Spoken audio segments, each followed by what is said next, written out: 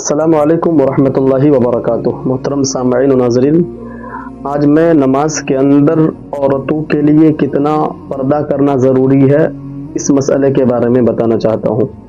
دیکھیے، اکثر گھروں پہ میری مائیں بہنیں نماز پڑھتی ہے مگر انہیں یہ پتہ نہیں ہوتا ہے کہ نماز کے اندر کتنا پردہ ضروری ہے۔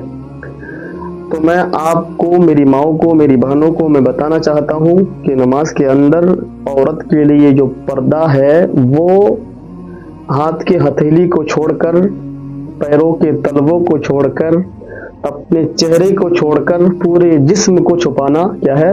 فرض ہے۔ لیکن ہم دیکھتے ہیں کہ کچھ عورتیں نماز جو پڑھتی ہیں وہ اپنے باریک دوپٹے پہن کر اس طرح سے نماز پڑھتی ہے کہ اس کے جو بالوں کے سیاہ رنگ ہے وہ باہر نظر آتے ہیں۔ تو فرمایا گیا اس طرح سے اگر کوئی نماز پڑھتی ہے تو ان کی نماز نہیں ہوتی ہے۔ دوسری بات یہ کہ کچھ مائیں بہنیں نماز تو پڑھتی ہے مگر ان کا یہ والا حصہ، یہ جو ہے ہاتھوں کا حصہ یہ دکھتا ہے، اس طرح سے بھی نماز نہیں ہوتی ہے، کیونکہ نماز کے اندر چہرے کو چھوڑ کر، ہاتھ کے ہتھیلی کو چھوڑ کر، پیروں کے تلووں کو چھوڑ کر پورے جسم کو چھپانا فرض ہے۔ ایک بال بھی دکھ جائے یا پھر ایک بال کے برابر کا کوئی بھی جسم کا حصہ دکھ جائے تو اس سے نماز آپ کی فاسد ہو جاتی ہے، یعنی کہ نماز آپ کی نہیں ہوتی ہے۔